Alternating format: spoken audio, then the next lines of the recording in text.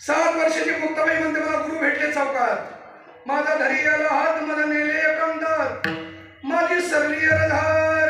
हे मुक्ताबाई तुझ्या गुरुने तुला काय सांगितलं?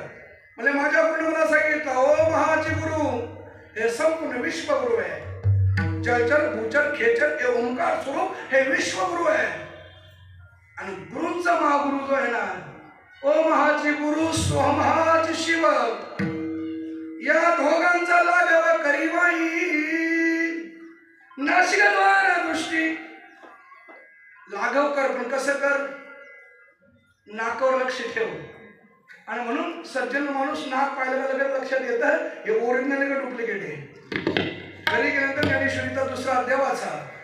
ज्ञानोबाने सांगितलं नामधारकाचे चिन्ह, जी शरीर भावना सती इंद्रिय विषय विसरती, तया सोमभाव प्रतीती प्रकट होय.